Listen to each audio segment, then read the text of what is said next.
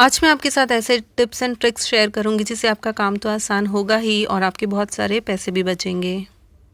अगर आपको मेरे वीडियोस अच्छे लगे तो लाइक और सब्सक्राइब ज़रूर करें और मेरे इंस्टाग्राम अकाउंट को भी फॉलो करें। तो यहाँ पे हम जब बहुत छोटी चूड़ियाँ खरीद लेते हैं तो बहुत सारे जुगाड़ हैं जैसे हम उसे पहन सकते हैं, जैसे कि हम साबुन लगाते हैं या फिर तेल लगाते हैं। लेकिन आज एक और बहुत ही आसान सा तरीका आपके साथ शेयर करने वाली हूँ। यहाँ पे ये चूड़ियाँ मेरे हाथ के साइज़ से बहुत छोटी है, तो हमें इस तरीके से एक पॉलीथीन ले लेनी है, थैली ले लेनी है। इसमें बहुत ही फिसलन होती है, तो इसे डालने के बाद जब आप चूड़ियाँ पहनने के लिए ट्राई करते हैं तो बहुत ही आसानी से फिसल के ये आ जाती है कलाई पर और हमें कोई दर्द नहीं होता। साबुन और तेल से भी जब हम लगाते हैं तो रैशेज़ आते हैं या फिर हमारे हाथों पे दर्द होता है, चोट भी लग जाती है। तो इस तरीके से आप बहुत ही आसानी से इसे पहन सकते हैं। अगली जो टिप है वो कबर्ड में ज़्यादा से ज़्यादा स्पेस को यूज़ करने का है। ये मेरा कबर्ड है, यहाँ पे मैंने नीचे की तरफ कपड़े रखे हैं। अब जो हैंगर लटकाने वाला पाइप होता है वहाँ पे हम कभी कभी कुछ नहीं लटकाते, तो वो वाली जो स्पेस है वो वेस्ट होती है। तो मैं क्या करती हूँ, कुछ ईयररिंग्स के डब्बे या फिर हमने धागे, रील, सुई वगैरह जो रखे होते हैं वो बहुत ही आसानी से इसके ऊपर टिक जाते हैं। और अगर आप ट्रांसपेरेंट डब्बे यूज़ करते हैं तो हमें दिखता भी है कि अंदर उसके क्या है, तो वो स्पेस तो यूज़ हो गई। प्लस यहाँ पे कुछ लेसेस और कुछ टाई मैंने लटका दी हैं और उनके ऊपर क्लिप वगैरह लगा दिए हैं। क्लिप ढूंढने बहुत आसान हो जाते हैं, इससे जोड़ीदार हमें क्लिप अगर ढूंढने होते हैं और किसी डब्बे में डालते हैं तो कभी नहीं मिलते। और कुछ इस तरीके से मैंने हुक लगाई जिसमें ईयररिंग्स या फिर ये ईयरफोन मैंने टांगा है। ये हमारी स्पेस अभी कवर्ड की जो आसपास की दीवारों वाली स्पेस है वो बिल्कुल वेस्ट हो रही है, तो उसे यूज़ करने के लिए मैं ऐसा करती हूँ। अगली जो टिप है वो दवाइयों को लेकर है। हम दवाइयाँ लेके आते हैं, कभी कभी 10 गोलियों का अगर पत्ता होता है तो उसमें से 2 ही गोलियाँ लाते हैं। तो दुकानदार क्या करता है, जो डेट वाला साइड है वो खुद के पास रख लेता है। तो हमें पता नहीं होता है दवाई किस चीज़ की है, उसकी एक्सपायरी डेट क्या है। तो घर पे लाने के बाद मैं तुरंत सबसे पहले काम ये करती हूँ, दुकान वाले से पूछ लेती हूँ कि उसके ऊपर एक्सपायरी डेट क्या है और कोई भी मार्कर या पेन यूज़ करके उसके ऊपर एक्सपायरी डेट लिख देती हूँ। प्लस अगर मुझे बाद में याद रखना है कि दवाई किस चीज़ की है, उल्टी की है, सर दर्द या किसी और चीज़ की है, तो उसे भी हिंदी या इंग्लिश में, जिस लैंग्वेज में आपको पसंद है, आप इसके ऊपर लिख सकते हैं। इससे क्या होगा, आप इसे 6 महीने 1 साल के बाद भी देखेंगे तो पता होगा कि दवाई एक्सपायर्ड है या नहीं और ये कौन सी चीज़ की दवाई है, बच्चों की है, बड़ों की है, किस बीमारी है, अगर आपको रोटी के पहले लेना है, खाने के बाद लेना है। तो ऐसी सारी चीज़ें मैं सारी बोतलों पर लिख कर रखती हूँ। और एक और चीज़, जो बॉटल्स और स्ट्रिप हम फेंक देते हैं ख़त्म होने के बाद, उसकी मैं मोबाइल में फ़ोटो भी खींच लेती हूँ।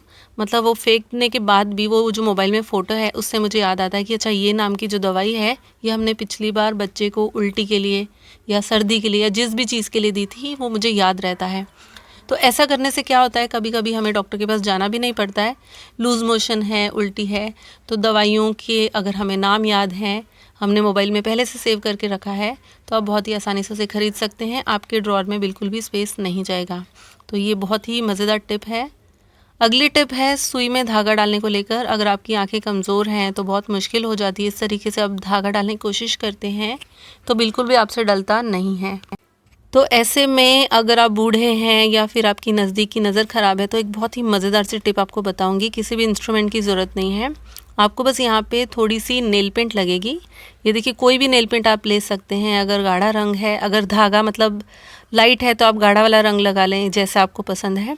अब इसकी जो टिप है, ऊपर की नोक है, वहाँ पर हल्की सी नेल पेंट लगाएँ और उससे हाथों से ऐसे एकदम पॉइंटेड कर दें, यानी कि सूखने भी दें और ऐसे तार की तरह सीधा कर दें। अब धागा डालना मुश्किल है लेकिन तार डालनी सुई में कितनी आसान होती है, क्योंकि हमने इसके ऊपर नेल पेंट लगाई है। हमारा धागा बिल्कुल तार की तरह सीधा हो जाएगा और ये तुरंत ही सूख जाएगा। और सूखने के बाद आप अब देखना, एक ही बार में ये धागा जो है सुई के अंदर चला जाएगा, क्योंकि धागा बिल्कुल कड़क हो गया है, तार जैसा।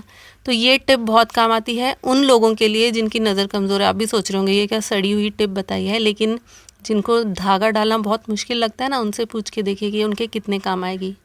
तो चलिए, ये थी हमारी बहुत ही मज़ेदार ईजी सी सुई में धागा डालने की टिप।